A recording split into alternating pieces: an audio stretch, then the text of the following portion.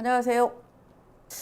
자, 여기 보면은 요게 이제 7강의 마지막에 있던 내용이에요. 미결제 약정에 대한 얘기. 사실 미결제 약정은 우리가 많이 들어요. 많이 듣는데 많이 들으지만 사실은 미결제 약정이래? 이렇게만 생각을 하지 이것을 어떤 실전에다 바로 적용을 한다거나 이런 것들은 좀 약하거든요. 그래서 미결제 약정에 대한 이해를 돕는 그런 시간으로 좀 봅니다.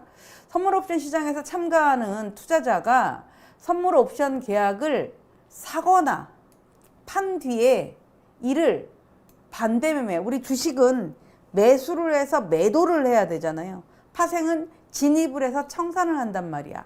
매수 진입을 하고 매도 진입을 하는데 매수 진입을 한 사람은 어떻게 돼요? 반대로 매도로 청산을 해야 되니까 반대로 환매, 전매 이런 얘기를 하거든요.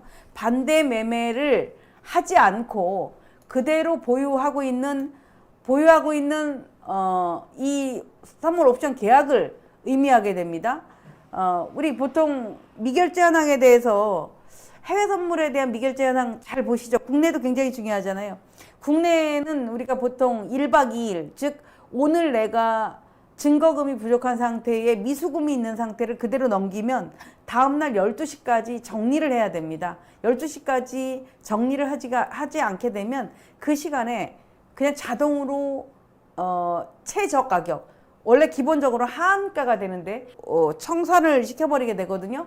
그러니까 여러분들이 매도를 쳤는데 다음날 매도로 쭉 빠져내려간다면 이익이 커지니까 해피하게 장 초반에도 갖다 팔 수 있고 막 이렇게 돼요. 그런데 마감 후반에 매도로 내려가고 있는데 매수를 덜컥 해가지고 그 포지션을 청산하지 못한 사람들은 다음날 아침이 너무너무 괴롭습니다. 근데 다음날 아침에 괴로운데 아침에 더 급 이렇게 내려가게 되면 어떻게 돼요? 그런 경우가 되면은 손실이 굉장히 막대하게 커지게 되고 얘가 가지고 있는 자본금보다도 더 많은 손실이 발생하기 때문에 그때 되면 자기의 의지와 상관없이 11시 반, 12시가 되면 기계가 자동으로 때리는 데에 맡기지 않고 자기가 먼저 매매를 하게 되거든요. 그래서 대부분은 이제 기계가 자동으로 청산하기 전에 자기 자신들이 청산을 하지만 그런 경우 때문에 주가가 미결제가 많은 그런 상황이 되면 주가가 많이 흔들리거나 하는 그런 경우가 많다라고 볼 수가 있습니다. 결제되지 않고 남아있는 선물 옵션 계약인 셈이다라고 되어 있죠. 선물의 경우는 매도를 한 투자자를 뭐라 그래요? 우리가 숏 포지션이라고 하잖아요. 숏 포지션은 선물 매입을 해둔 투자자는 롱 포지션을 취하고 있다. 숏, 롱 다 알다시피 이렇게 얘기를 합니다. 롱은 말 그대로 롱 길게 가야 돼. 긴 시간이 필요해. 숏 빠르게 강하게 이렇게 돼서 우리가 숏을 주로 매도에 표현하기 때문에 숏 포지션이다라고 하는데 선물 거래에서 투자 주체별로 어떤 포지션을 취하고 있는가가 시장의 흐름을 좌우하는 경우가 있다. 외국인이 대규모 롱 포지션을 취하고 있을 때는 외국인들의 주가가 상승할 것이라는 기대를 가지고 있다. 반대로 기관 투자자들이 숏 포지션을 취하고 있을 경우는 주가 약세를 전망하고 있다라는 반증이다. 그러나 외국인이나 기관의 선물 포지션은 현물 거래와 연계된 경우도 많기 때문에 일률적으로 해석을 할 수는 없다. 이렇게 되어 있습니다. 이게 미결제 약정이에요. 그래서 미결제 약정으로 보는 시장의 심리. 미결제 약정이 많다라는 것은 예를 들어 이거 비트코인 때인데 미결제 약정이 보통 코인이나 미결제 약정이 많다는 소식은 투자자들이 해당 종목의 가치를 높게 평가하고 있다. 코인 같은 경우 내려가는 게 아니잖아요. 올라가는 상품이잖아. 그런데 비트코인 같은 상품에 미결제 약정이 굉장히 많다는 얘기는 아직까지도 갈 상태가 굉장히 높아라고 해서 평가를 높게 하고 있기 때문에 손절을 하지 않고 버티고 있다. 이렇게 의미를 해석해 볼 필요가 있다는 얘기입니다. 그래서 실질적으로 주가가 이렇게 움직였었을 때에 비트코인 미결제 약정 추이도 훨씬 더 많아졌다라는 것들을 알 수가 있고 주가가 움직였었을 때에 미결제 약정이 훨씬 더 많이 움직이고 이때는 줄어들었어도 실질 주가에 내려간 것보다도 미결제 약정이 더 많이 갖고 있다는 것들을 알 수 있었고 최근에 워낙 급등했었던 거고 최근엔 조금 조정을 받아서 약세를 보이고 있지만 이 미결제 약정은 예를 들어서 콜옵션에도 해당이 될 수 있어요. 콜옵션이 월물 초부터 그렇게 되진 않죠. 이렇게 시간을 쭉 두고 월물 만기가 가까운 뭐 열흘, 일주일 정도 앞에 있는데 내가 뭐 370이다라고 했었을 때 370에 미결제가 많으네? 이라고 본다면 370의 지수를 높게 보고 있는가라고 예측해 볼 수 있거든요. 그럼 그 미결제 약정이 갑자기 확확 줄어들게 되면 그게 이제 미결제가 어느 쪽으로 개인이 많이 갖고 있냐, 외국인이 많이 갖고 있냐, 여기에 따라서 굉장히 중요하게 되는데, 외국인이나 기관이 많이 갖게 되면은 이쪽 상방향 쪽으로 바라보는 시선이 더 높겠구나, 이렇게 볼 수가 있습니다. 요거는 여러분들이 미결제 약정에 대한 거는 제가 쭉 해놨으니까 읽어보시고, 여기 중요한 얘기는 요거죠. 청산되지 않는 포지션을 미결제 약정의 원인이다라고 본다. 고객의 이미 선물이나 옵션 같은 파생상품에 대한 계약을 맺었지만 이 거래를 아직 청산하지 않았을 때 미결제 약정이 발생했다. 만기일 미도래, 거래의 만기일에 이르기 전에 계약을 종료하지 않은 경우도 미결제 약정이 발생할 수 있다. 이렇게 되어 있습니다. 미결제 약정이 주는 영향은 파생상품 거래자 및 시장에 영향을 미칠 수 있다. 우리 미결제 약정은 우리 일반적으로 뭐 주식을 하거나 이런 사람들한테 미치는 것이 아니다. 영향을 어디에 미친다고요? 파생 거래를 하는 거래 시장에 가장 영향을 크게 미친다라고 볼 수 있습니다. 그냥 간단하게 볼게요. 미결제 약정을 보유하고 있을 때 이익을 얻을 수 있다. 투자자는 이익을 보유한 포지션에서 얻을 수 있다. 뭐 이게 이런 얘기야.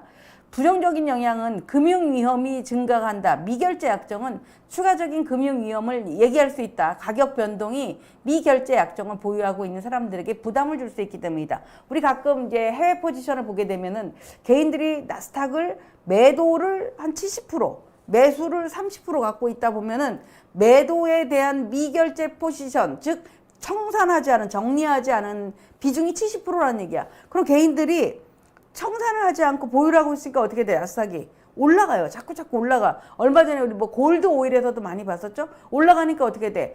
이 사람들이 가격 변동이 미결제 약정을 보유하고 있는 이들은 결국은 들고 있다는 얘기는 손실을 보고 있다는 얘기잖아요. 그렇기 때문에 굉장히 심리적으로 부담을 주고 있기 때문에 금융 위험이 증가할 수 있다라는 얘기를 하는 겁니다. 이거는 이제 아마 세력의 심리 파악이라는 얘기는 우리 그 캔들 공부할 때 보시면 될 것 같아요. 세력들 제가 이렇게 써놨습니다. 미증시 방향은 세력의 심리, 시나리오, 상황 파악, 과정과 결과론, 도지의 십자 캔들, 장중 위아래 요란하게 움직일 때 나타나는 현상이다. 세력들, 즉 5호가 이상의 가격을 움직이거나 유지할 수 있는 힘이 세력이다라고 얘기를 한다. 돈을 가진 사람, 보통 세력들이 도지를 만들어놨을 때는 너희들이 선택해보라는 것이다. 갑론을박에 정답 없는 토론을 하게 되지만 각자의 정리를 생각해 볼 필요가 있다. 물론 그날의 도치가 장중에도 몸통이 되었다가 도치가 되었다라고 하지만 시가에서 큰 변동이 없이 왔다 갔다 하게 되면 그 도치의 의미는 너네들이 선택해. 위로 갈 것 같으면 매수로 해. 아래로 갈 것 같으면 매도로 해. 라고 해서 어느 쪽에다가 시장에 말 그대로 미결제 포지션을 들고 넘어가는 사람들이 많이 달라붙느냐 여기에 따라서 시장의 변동이 커질 수 있다라고 보시면 됩니다. 이런 것들 과거의 차트를 쭉 보면 나스닥 차트인데 옛날 차트예요.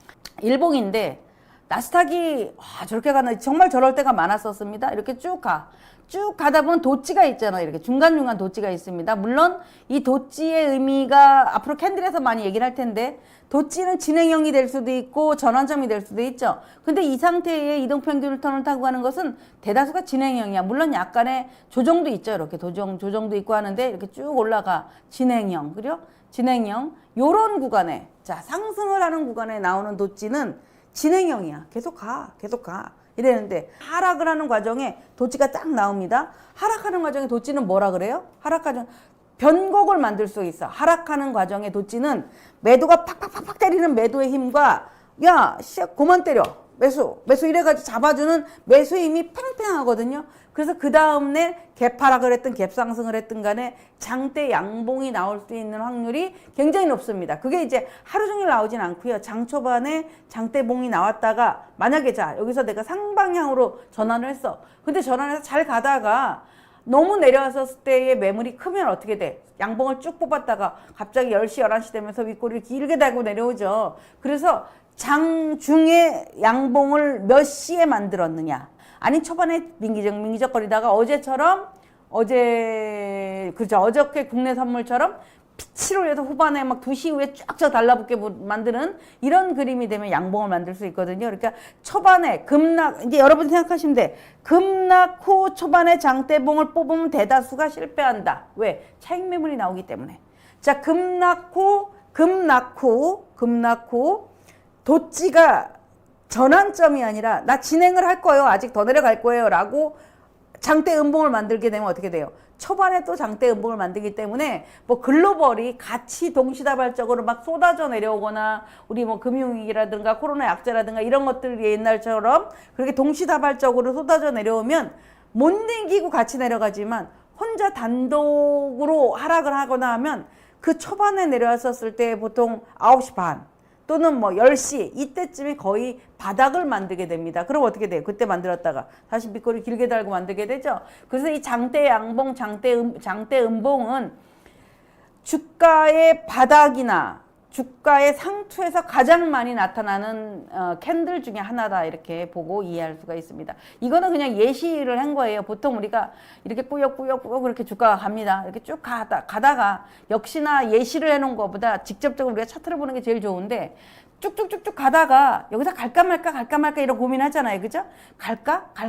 근데 여기서 갈 듯 말 듯 그래서 우리 지난번에 배웠었던 박스권에 대한 얘기 해드렸잖아요. 자, 박스권이 갔다가 왔다가 살짝 이탈했다 왔다가 이때는 거래량이 줄어있다 이렇게 돼서 뚫을 때 거래량이 팍 늘어난다.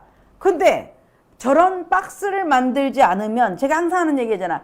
비추세. 이게 진짜 갈까? 이게 하락을 할까? 이게 상승을 할까? 이런 비추세를 만들지 않으면 절대 추세라는 건 나올 수가 없다. 이게 제가 어저께에 혼자서 장도 안 열리는 시간에 개인 거래 보면서 내가 오늘 이거를 설명을 해줘야겠구나. 거래를 해서 했다라는 게 아니야. 비추세가 만들어지는 것을 하루 종일 지켜볼 수 있었거든요. 하루 종일 지켜보니까 이렇게 비추세가 나와야지 짧은 박스가 되든 큰 박스가 되든 그림을 그려볼 수 있지 않겠는가라고 보시면 됩니다.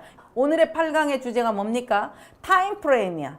말만 좋지 뭐 아무것도 아니야. 시간을 내가 이렇게 잘 만들어서 어느 구간에 내가 들어가야지 라고 하는 것을 만드는 거야. 자, 여기 한번 보세요. 이거 옛날의 거를 제가 옛날에 우리 시장의 변화를 제가 요약을 해놨던 겁니다. 22년 12월 말 코스피 200은 402포인트에서 러시아 전쟁으로 1월 말에 348포인트, 한 달 만에 15%가량을 하락을 했다. 하락이 아닌 급락을 했다. 이거 잘 보셔야 됩니다. 그죠? 언제? 22년 12월부터 언제까지? 1월 말까지. 러시아랑 우크라이나랑 맨날 전쟁을 한 해 만에 하더니 결국은 했어. 근데 설마 전쟁을 하면 그게 끝난 게 아니야? 아닐까? 확인 사살을 했잖아. 라고 생각을 했는데 실질적으로 시장은 현재 진행형이 되면서 아직 급락을 합니다. 그래서 한 달 동안에 348포인트를 하락을 시켜서 15% 정도를 하락을 시켰고요. 다시 또 갑니다. 23년도 9월 중순에 코스피 200이 346이야. 자, 잘 보세요. 1월 말에 348이었습니다. 23년도 1월 말에. 근데 23년도 9월 중순에 코스피 200이 얼마라고요? 346입니다. 자, 9월도 가면 3월물, 6월물, 9월물로 월물이 3번이 바뀌었는데도 불구하고 1월 말에 348포인트였던 지수가 9월 중순에도 346이야. 결론은 뭡니까? 같은 자리야. 그러니까 우리가 1년 내내 왔다리 갔다리만 한 거야. 그죠? 346포인트를 지지로 이스라엘 전쟁이 또 한 번 터집니다. 이로 인해서 10월 말에 305포인트 정도, 한 달 보름 만에 마찬가지로 여기도 12% 정도가 급락을 합니다. 자, 급락을 했지만 실질적으로 얘네들은 조정이 필요한 구간에서 조정을 한 것뿐이야. 자, 22년도 12월부터 1월 달까지가 아주 급작스럽게 조정을 받았습니다. 그러면 2, 3, 4, 5, 6, 7, 8, 9 8개월 정도가 되는 이 9월 중순에 또 한 달 동안에 얼마가 돼요? 305포인트. 자, 24년도 우리 올해입니다. 4월 7일 기준에 코스피 200이 371포인트부터 이란 전쟁이 어쩌고 저쩌고 얘기하면서 어디까지 내려갔어요? 327, 325 구간까지 12에서 14%가 급락을 했습니다. 가장 최근이야. 가장 최근. 자, 크림 반도에 대한 얘기는 몇 년 전부터 항상 있던 얘기고 이스라엘도 항상 있던 얘기였는데 큰 폭으로 떨어졌다. 자, 왜 큰 폭으로 떨어졌을까? 이게 뭐예요? 증시에 갖다 붙이는 이유다. 증시에 갖다 붙이는 이유예요. 그러니까 타임 프레임을 크게 잡았어. 자, 야, 이 시장에 대한 이런 얘기들이 어떻게 돌아갈 것인가? 큰 그림을 내 나름대로 그려본다. 22년도 12월 달, 1월 달, 자, 23년도 9월 달, 24년도 4월 달. 얼마 만입니까? 8개월, 9개월 만에 큰 사이클이죠. 그러면 자, 24년도 4월이면 우리가 한 10, 11, 12, 1, 2, 3, 4, 7개월, 6개월이네, 정확하게 한 7, 8개월. 뭐 짧게 보면 6개월인데. 자, 지금 4월이에요. 4월입니다. 4월 달에 급락이 있었어요. 5, 6, 7, 8, 9, 10, 11일. 10월, 11월 달이 우리도 또 뭔 악재가 있나를 봐야겠네요. 자, 그러나 그 안에 사이클이 있어. 사이클. 이건 우리가 국내 시장을 보면서도 제가 많이 얘기해드렸죠. 그러니까 이 타임 프레임에 대해서 얘기를 하는 거야. 아, 나 진짜 시장에서 성공하고 싶어. 언제, 어떻게 성공할 거야? 자, 국내 선물이든 해외 선물이든 그림을 그려보는 거예요. 물론 국내 선물은 코스피 지수에 따라서 움직입니다만은 나스닥이 동일하게 움직이진 않아요. 조금 다르게 움직이기도 합니다. 자, 무엇을 그려봐야 될까요? 해외는 달러를 그려봐야 될 테고요. 그죠? 달러의 큰 변동이 언제 있었는지 그건 통화상품들 볼 수 있겠죠. 나스닥의 흐름 볼 수 있겠죠. 골드라든가 유가의 흐름 볼 수 있겠죠. 그런 걔네들은 얘네들처럼 뭐 몇 개월에 한 번씩 큰 사이클을 주는 게 아니라 이 진폭이 굉장히 많아. 그러니까 번지수를 잘 타야 되는 거예요. 그런데 우리가 가장 기본적으로 지금 제가 얘기해 드린 거에 기준점을 본다면 지금 평균 6개월 선에서 2달 정도의 진폭을 가지고 있다라는 거에 타임 프레임 큰 툴을 갖다가 붙여놔 봐라 라는 얘기입니다. 그래서 세계 증시가 많이 오른 상태라면 그 상태가 더욱 가속화되었다. 증시는 평균적으로 6에서 7개월 사이에 계속 기간별로 맞춰가면서 조정을 받고 있고 상승 갭도 있고 하락 갭도 있으면서 대부분 일치하는 경향이 있다. 명분은 만드는 것이다. 3, 4개월에 한 번씩 푸시 30배에서 50배 터지는 현상도 일반적인데 올해 1월에는 반타작, 4월에 반타작 말고는 아직까지 이렇다 할 타임이 나온 바가 없다. 그러니 6개월 법칙도 최근 제대로 이뤄지고 있는 상태인지 한번 보자. 파생인들은 과일이 잘 익어가는지 지켜보다가 수확하는 농부의 마인드를 가지고 접근해야 된다. 실력도 안 되는데 매도로 거래하는 이들도 꽤 있는 듯하다. 요거 밑줄자. 매도 게임은 버는 듯하지만 이거 중요한 얘기 제가 했습니다. 매도 게임은 버는 듯하지만 한순간에 폭망하게 만드는 구조이다. 그러다 보니 리스크도 상당한 만큼 시장을 바라보는 인사이트를 길러 열매를 취하는 파생인이 진정되기를 바라본다. 일봉이나 4시간 봉, 4시간이면 얼마예요? 1시간에 64, 64, 24, 240분이죠. 일봉이나 4시간 봉 등의 시간이 긴 타임 프레임으로 추세를 보고 진입은 짧은 시간 내로 한다. 일봉을 보고 이게 매도냐 매수냐 고민하라는 얘기죠. 또는 봉 60분짜리 4개짜리를 보고 240분짜리를 설정해 놓고 얘가 지금 추세가 어떤지 얘가 매수인지 매도인지를 보고 내가 짧은 프레임을 롱 플레이가 이 큰 그림이 매도였어 라고 한다면 짧은 그림을 매도로 들어가는 얘기고 이 그림이 여전히 매수네 라고 한다면 어떻게 돼요? 짧은 그림을 매수로 들어가. 이게 프레임을 짜는 거야. 타임 프레임을. 구체적인 상황이나 사건 하에서 사용할 수 있는 시간의 한계. 매수는 양봉, 매도는 음봉에서 트레이딩의 시작 단계에서 여러 가지를 최적화를 해서 진행해야 되는데 본인의 모바일 또는 컴퓨터 HTS를 가장 매매하기 좋게 최적화시켜야 되고 그 최적화시킴에 따라서 프레임도 최적화를 해야 된다라는 얘기입니다. 그래서 보면 제가 여기서 제가 쓰는 내용들을 막 썼어요. 단타 트레이딩의 경우는 5일 또는 7일 정도의 그래프만 확대해서 보면 진입의 시점이 수월해진다. 굳이 멀리 보지 마라 이거. 5일, 일주일 거래 정도만 놓고 보라는 얘기예요. 차트를 좁혀서 본다고 해서 틀린 건 아니지만 좁혀서 분석하게 되면 큰 문제가 캔들과 이평선의 파동들이 너무 작기 때문에 작은 굴곡을 확인하지 못한다는 얘기입니다. 자, 우리 차트로 넘어가 볼까요? 자, 타임 프레임이잖아. 240분을 한번 해봅시다. 자, 이거 보니까 어때요? 이거 보니까. 이게 240분 봉입니다. 우리 코스피 선물이에요. 이거 보시면 여러분들이 지금 어떻게 보이세요? 예를 보면. 23년도 11월 달부터는 이렇게 길어지네. 뭐 얘를 보면 여기도 고점. 물론 갭을 보정한 상태를 보지 않고 먼저 봐야겠네요. 이 상태입니다. 갭을 보정하지 않으면.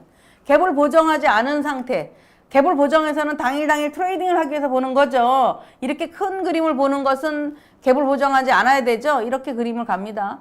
여기 이동평균선이 121선과 21선을 끼고 계속 가. 이 상태를 계속 가. 그냥 이 그림으로 본다면 여전히 우상향이야. 우리가 그리는 차트를 그리는 뭐 추세 그리잖아요. 추세도 이렇게 우상향. 패턴에 나오잖아요. 자, 이게 4시간짜리 봉입니다. 4시간짜리 캔들이야.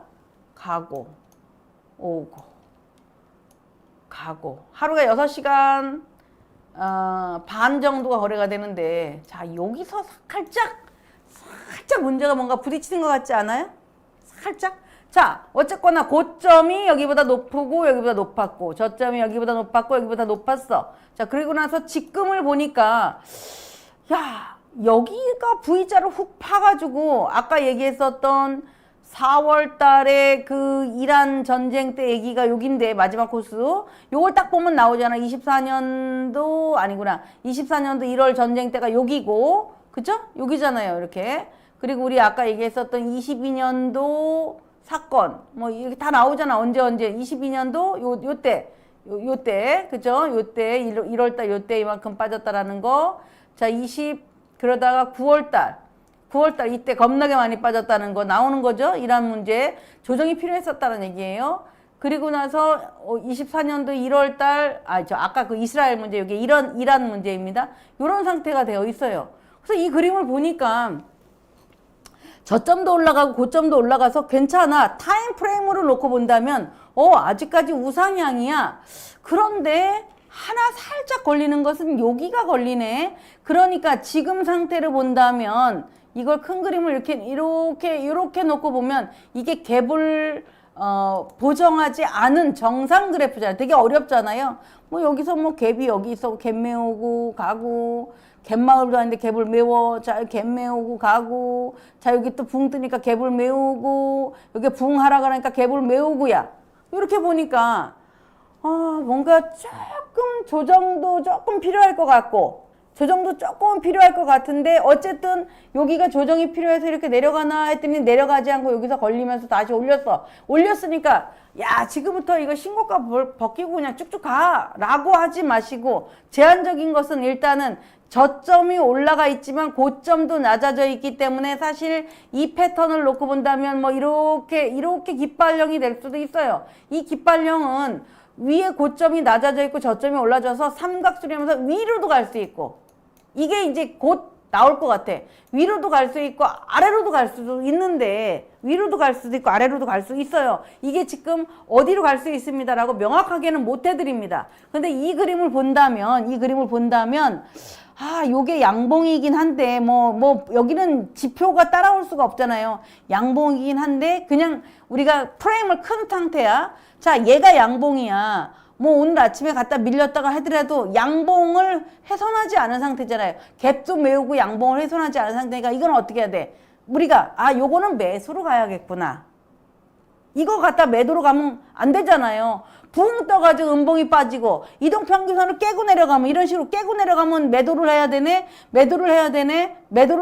큰 그림들이 이렇게 되어 있는데 짧은 그림을 봤었을 때는 이동평균선이 수렴을 하고 밑으로 깨질 수 있는 자리에서 양봉을 뽑고 옆에에 단봉을 2개를 만들어 놨는데 아직까지 저 양봉을 훼손하지 않았으니까 나는 매수로 들어갈 거야. 자, 매수를 무조건 돌파하고 위로 쭉쭉쭉 가면 들어갈까? 이렇게 들어가야 됩니까? 매수를 하더라도 트레이딩 할 때 밑에 받쳐놓잖아요. 어차피 6월 둘째 주 목요일이면은 뭐가 돼요? 6월 둘째 주 목요일이면은 컷오프 리칭 데이야. 그러니까 거기가 기다리고 있는데 얘는 최저점이 367.75네. 자, 내가 이거를 보고 나는 매수를 들어갈게. 만약에 내가 예상과 달리 깨진다면 물론 월물이 바뀌는 것도 있지만 깨진다라면 367.75 아니지. 368.95 크지도 않네. 2.5포인트, 4.5포인트네요. 4.5포인트의 마지노선을 걸고 롱포를 하는 사람들이 가볼 수 있다는 거야. 그러니까 여러분들이 이제 착각을 하지 말아야 되는 것은 대다수가 여러분들이 얘기잖아. 매도로 먹을 수는 있는데 매도를 좋아하는 사람들의 문제점에 대한 얘기를 했죠. 뭐가 된다고요? 폭망할 수 있다라고 얘기했잖아요. 그래서 이거는 지금 제가 시세를 분석해 주는 게 아니라 큰 그림에 대한 프레임, 큰 그림에 대한 툴, 양봉이었어. 그죠? 양봉이었어. 자, 그럼 내가 이 양봉에서 나는 매수로 볼 거니까 매수로 갈 거야. 이걸 갖다가 그냥 단기 트레이딩을 하는 갭보정으로 가다 하더라도 어떻게 돼요? 똑같죠? 갭보정, 보세요. 갭을 보정하면 이렇게 여기 꼭지들이 안 맞아. 갭을 보정하지 않은 그냥 정말 정상적인 그래프로 보면 줄자를 긋듯이 이런 식으로 나오는구나라는 걸 알 수 있게 됩니다. 그러니 오늘 밤에 미증시도 뭐 지금 덜컹거리고 있지만 어떨지는 모르겠는데 아직까지 자체가 음봉에 대한 크기가 크게 아까 보다시피 크게 이렇게 빠져내려가지 않으면 기본적인 전략을 매수로 보셔야 돼요. 이 차트를 보면 하락이 30분을 한번 봐보세요. 상승이 그렇게 가파르게 갔었을 때 대다수가 급등했던 종목은 쌍봉을 치거나 막 이러잖아요. 그렇게 급하게 가놓고 막 내려갑니다. 근데 우리 그냥 눈으로 놓고 봤었을 때도 예를 들어서 아까 지금 내가 국내 선물에 대한 얘기를 쭉 했지만 나는 골드를 유난히 좋아해 라고 한다면 골드의 일봉을 먼저 볼 수 있겠죠. 골드의 일봉 보니까 어떻게 돼요? 쌍봉 치고 매도가 살짝 실려 있지 않나요? 매도가 실려 있어. 그래서 분봉에 그냥 30분 차트를 놓고 봤어. 보니까 어때요? 줄줄줄 흘러내려오고 있는데 그러니까 여러분들이 매도를 쳤었을 때는 바닥에서 치는 게 아니라 그냥 요런 구간이 나오잖아요. 우리 아까 박스 얘기했었던 이런 박스 구간은 120%가 나와. 120%. 그런데 어떤 상태에서 실패를 하냐면 저런 신호가 왔다리 갔다리 왔다리 갔다리 나오면 저게 못 참아. 아까 열매를 따듯이 해라 그랬는데 못 참고 그냥 뛰쳐나와 버리게 돼. 그리고 뛰쳐나오거나 찔끔 먹어. 그러니까 못 먹는 거예요. 근데 이 그림을 보세요. 얘가 하락으로 전환을 하고 들었다 놨다 들었다 놨다 들었다 놨다 하는 것은 얼마나 이 횡보가 길수록 어떻다고? 하락도 긴 거야. 횡보가 기니까 하락도 길어서 이런 패턴이 나오는 거고 지금 이 그림을 보시면은 지금 상태가 여기서부터 여기까지 내려왔잖아요. 자, 지금은 어떻습니까? 지금 여러분이 혹시 매수가 될 것 같아서 이거 갖다가 매수로 혹시 사신 분 있어요? 얘도 잘 보세요. 자, 쭉 여기서부터 왔다 갔다 하면서 올라갔는데 자, 여기에 정점이 어디겠습니까? 오실레이터가 끝나는 시점이겠죠. 자, 요렇게 요게 박스야. 이게 왔다 갔다 하는 박스인데 이 박스 구간이 지나가야 돼. 어제 제가 잠깐 매수로 수익을 먹었어요 라고 하는데 빨리 빠져나오잖아요. 왜냐하면 어떤 사람들은 골드를 봤던 사람들은 어떤 생각을 하냐면 이 골드의 과거에 상승했던 것 때문에 혹시 다시 상승하지 않을까 할 수도 있죠. 다시 상승하지 않을까라는 착각에 들고 있거든. 아니 뭐라고요?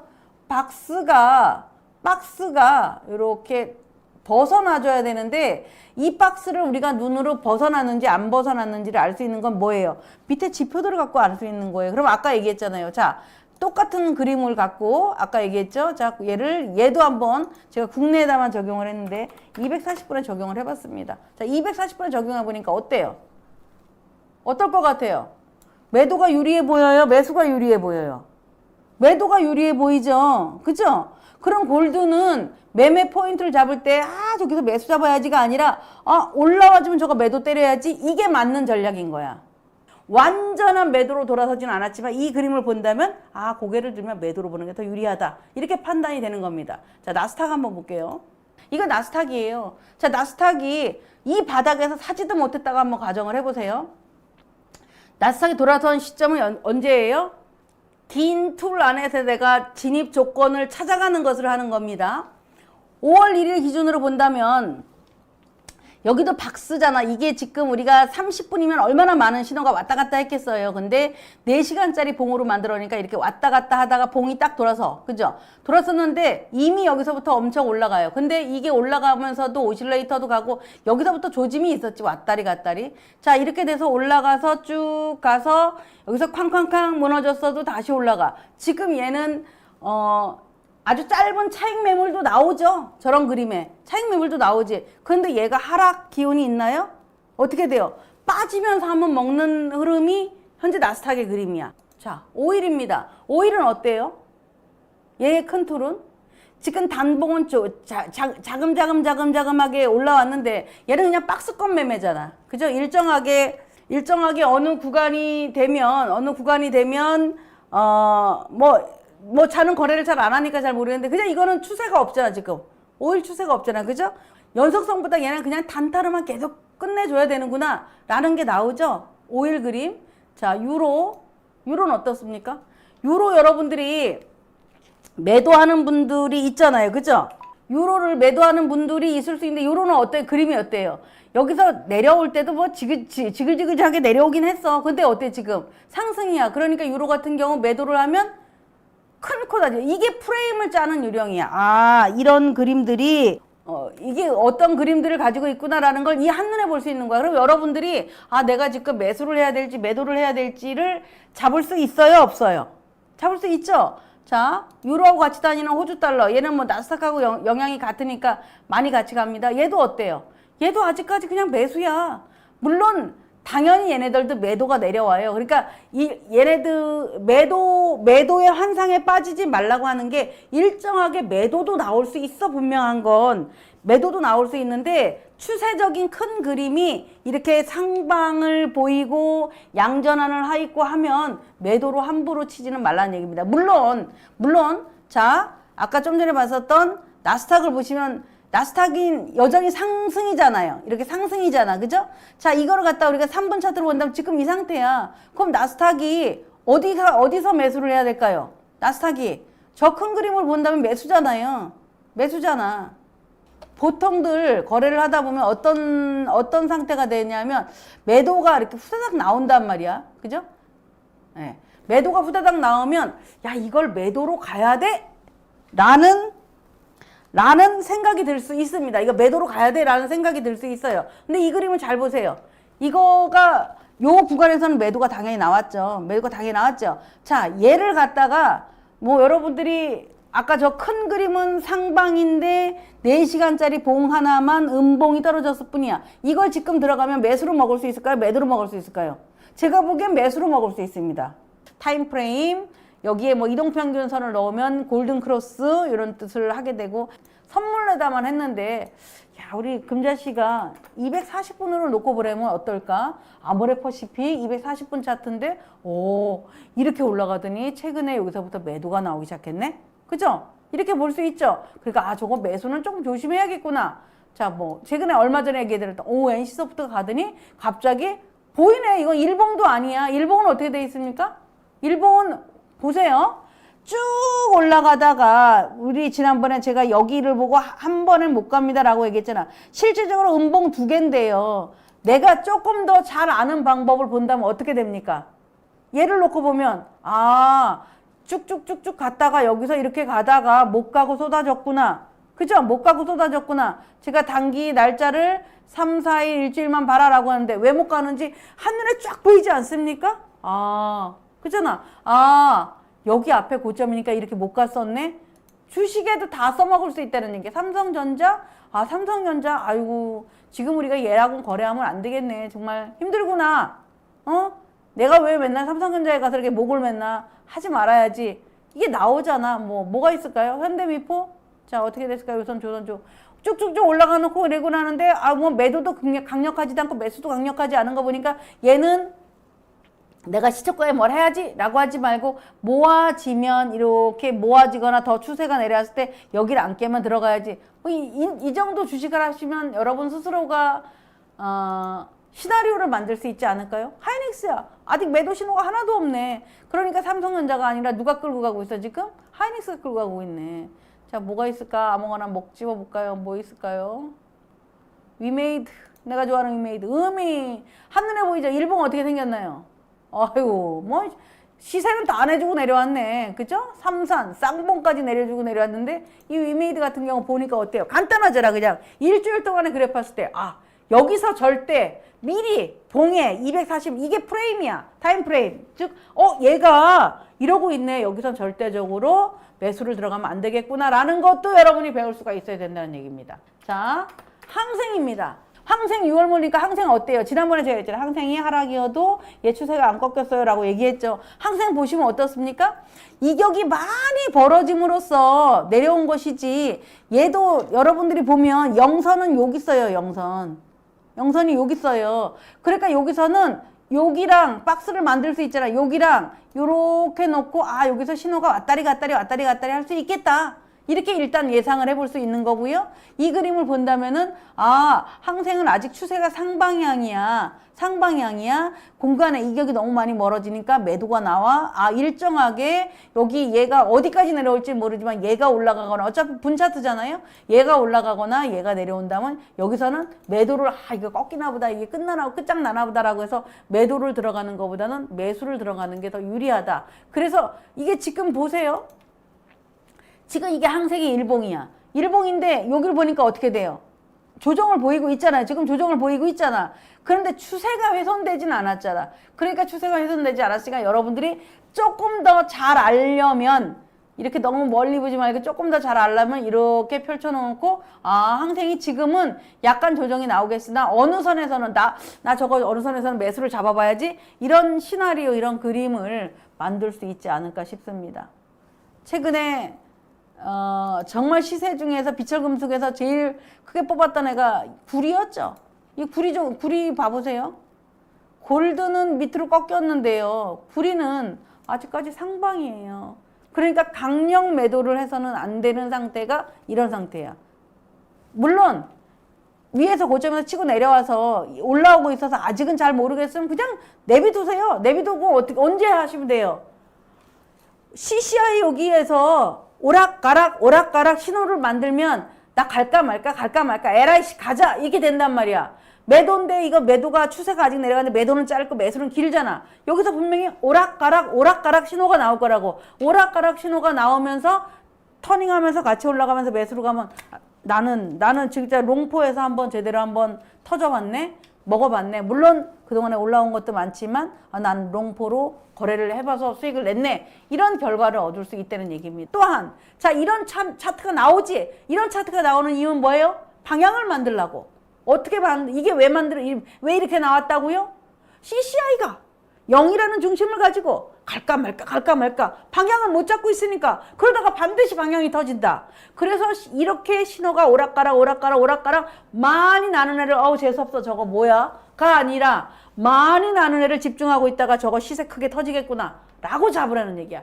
어때요? 하루 종일 오락가락 이렇게 이러고 있다가 여기서 딱 터지면서 쫙 뻗어 올리잖아. 이게 뭐예요? 여기에 외국인이 샀네요. 기관이 어쨌네요. 라고 하지만 다 의미 없다. 차트쟁이 차트로 가라. 물론 지나갔기 때문에 그래프의 이동평균선이 쭉 해줬지만 이것을 더 가까이 이렇게 활동을 해보면 어떻게 돼 있어요? 21선 이동평균선의 크로스가 이게 쭉 갔으니까 그런데 가기 전에를 이렇게 보면 되잖아요. 크로스가 이동평균선을 장대 양봉이 뚫은 시간이 어디야? 여기입니다. 이 이동평균선을 장대 음봉이 뚫은 거 어디야? 여기는 없어. 장대 음봉은 이건 여기 있지 뚫지 않았어. 실질적으로 이것도 아니야. 여기 하나야. 여기 하나. 그러니까 급락이 없다가 이것도 별로 없었어. 별로 없었어. 여기서는 우리가 그냥 운 좋게 단단한 것 뿐이지 뚫어주고 어떻게 돼요? 뚫어주고 이렇게 간단 말이야.